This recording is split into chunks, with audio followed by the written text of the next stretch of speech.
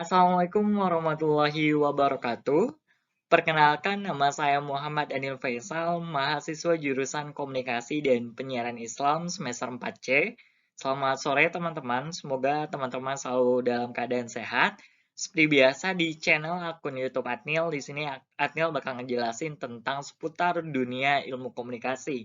Nah, kali ini kita akan membahas tentang salah satu materi yang ada kaitannya dengan komunikasi kelompok dan organisasi. Tugas ini Atil buat dalam memenuhi ujian akhir semester mata kuliah komunikasi kelompok dan organisasi dengan dosen pengampu Babai Arnawi SAG MSI. Nah, di sini juga Atil bakal ngejelasin tentang aliran komunikasi organisasi yang mana salah satu materi komunikasi kelompok dan organisasi. Nantinya Atil bakal ngejelasin satu aja dari 4 jenis aliran komunikasi organisasi. Nah, langsung aja nih next dengan penjelasan aliran komunikasi organisasi.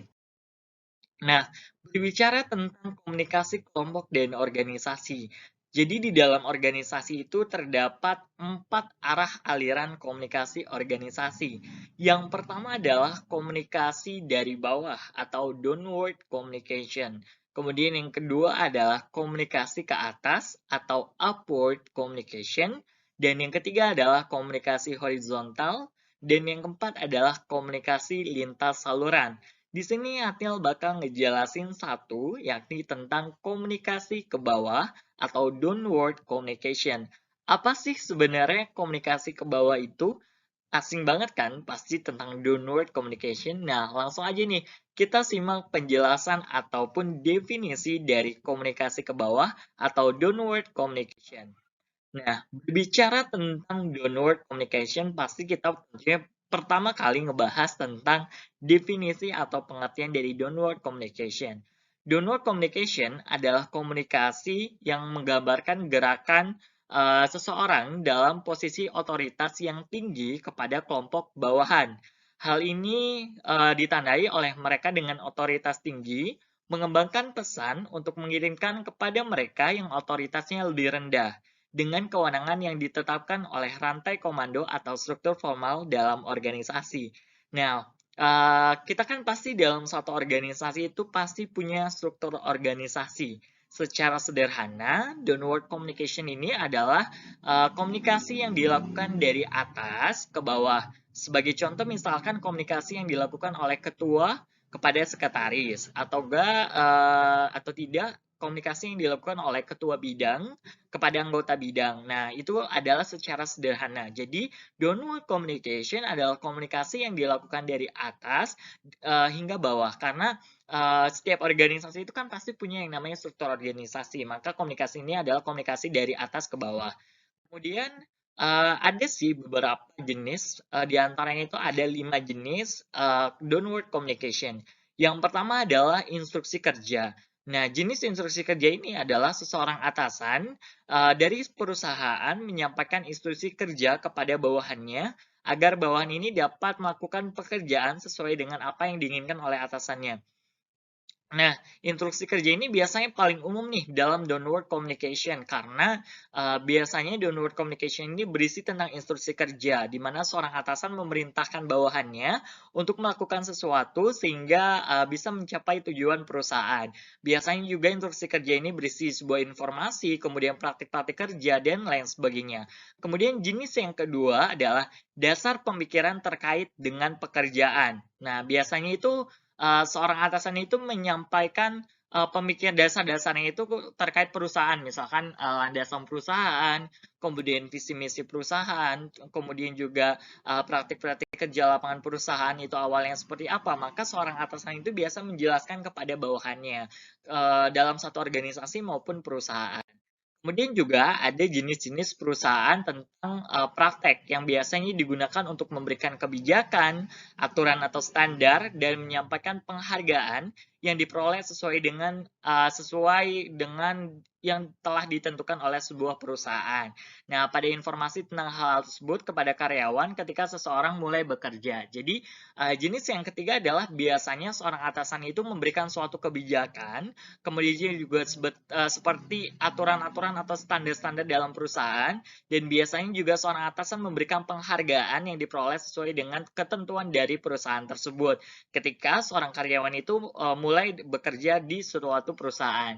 Kemudian yang keempat ada umpan balik. Nah, umpan balik ini adalah memberikan umpan balik kepada bawahan itu adalah hal yang sangat penting dari peran seorang atasan gitu. Maka ketika seorang bawahan itu melakukan upward communication ini dari bawah ke atas, maka seorang atasan itu harus bisa menyampaikan downward communication-nya atau komunikasi dari atas ke bawah. Nah, itu dia. Kemudian yang kelima adalah indoktrinasi atau merupakan sebuah proses pengajaran secara mendalam terkait tujuan perusahaan. Hal ini dilakukan agar mengadopsi sikap ideologis yang bertujuan untuk mencapai tujuan organisasi. Nah, itulah teman-teman kelima jenis dari downward communication. Jenis-jenis ini sudah mencakup bagaimana informasi terkait di dalamnya, kemudian hal-hal yang memang apa aja sih yang biasanya dilakukan oleh seorang atasan itu dalam menyampaikan informasi dalam downward communication. Kemudian selanjutnya adalah ada fungsi downward communication. Nah, fungsi downward communication menurut buku Purwanto tahun 2006 halaman 40 adalah yang pertama menyampaikan tujuan. Pastikan seorang pemimpin itu menyampaikan tujuannya itu untuk apa, kemudian seorang pemimpin perusahaan itu tujuan dan visi misinya apa, seperti itu. Kemudian fungsi yang kedua adalah mengubah sikap dan membentuk pendapat gitu. Jadi atasan itu bisa mengubah sikap dan pendapat bawahannya melalui komunikasi downward communication. Kemudian yang ketiga adalah mengurangi ketakutan dan kecurigaan yang timbul karena salah informasi. Seperti itu. Jadi downward communication ini seorang atasan harus bisa menyampaikan informasi dengan baik dan tidak salah dalam menyampaikan informasi sehingga tidak menimbulkan kecurigaan atau kesalahan informasi. Kemudian yang keempat adalah mempersiapkan anggota organisasi untuk menyesuaikan diri dengan perusahaan. Pastikan setiap anggota itu butuh penyesuaian, maka penyesuaian ini dibangun oleh komunikasi yang dilakukan oleh atasan dan bawahan. Bagaimana seorang pemimpin bisa memiliki kedekatan emosional dengan bawahannya, sehingga dalam melakukan komunikasi itu terjadi kedekatan emosional dan bawahannya bisa menyesuaikan dengan perusahaan. Kemudian, melalui penjabaran fungsi downward communication, maka dapat disimpulkan bahwa downward communication yang tidak dilaksanakan dengan baik akan mengakibatkan kesalahpahaman dan dapat memunculkan kecurigaan akibat kurangnya informasi dari atasan. Oleh karena itu, atasan harus secara terbuka, atasan harus secara bijaksana, atasan harus secara lugas dan jelas dalam menyampaikan informasi sehingga proses dan fungsi downward communication dapat terlaksana dengan baik. Kemudian dalam organisasi juga downward communication berbicara tentang isi pesan yang disampaikan dan metode yang digunakan dalam penyampaian pesan-pesan tersebut. Nah, menurut Kas, isi pesan yang disampaikan dalam downward communication adalah informasi mengenai bagaimana melakukan pekerjaan, kemudian informasi mengenai dasar pemikiran untuk melakukan pekerjaan, kemudian juga informasi mengenai kebijakan dan praktik-praktik organisasi, informasi mengenai kinerja pegawai, dan informasi untuk mengembangkan rasa memiliki tugas. Nah, penyampaian ini juga biasanya dilakukan dengan dua metode, yakni lisan dan tulisan. Jadi banyak sekali ya teman-teman yang dilakukan dalam downward communication ini isinya biasanya praktik-praktik organisasi, mekanisme bagaimana melakukan tugas, kemudian instruksi tugas apa yang harus dilakukan, kemudian juga mengenai kinerja pegawai, kemudian juga mengembangkan rasa memiliki tugas, dan lain sebagainya. Jadi, apapun yang dilakukan ataupun dikomunikasikan dari atasan ke bawahannya biasanya bersifat instruktif. Kemudian, setiap organisasi itu kan selalu memiliki para pemimpin yang mempengaruhi apa yang diyakini dan dilakukan oleh orang-orang dalam organisasi. Mereka melakukan fungsi kunci komunikasi dengan mempengaruhi pembentukan pendapat dan suatu organisasi mendengarkan mereka. Kemudian juga hal ini menentukan komunikasi dari atasan kepada bawahan sangat penting dalam organisasi, sehingga informasi harus disampaikan dengan benar, yang berarti bawahan harus mendapat informasi yang jelas tanpa ada pengurangan atau penambahan. Jadi, dalam downward communication, seorang atasan itu tidak boleh menambah atau mengurangi pesan yang disampaikan gitu. Jadi harus secara terbuka, harus secara benar sehingga proses dari downward communication bisa terjadi dengan baik.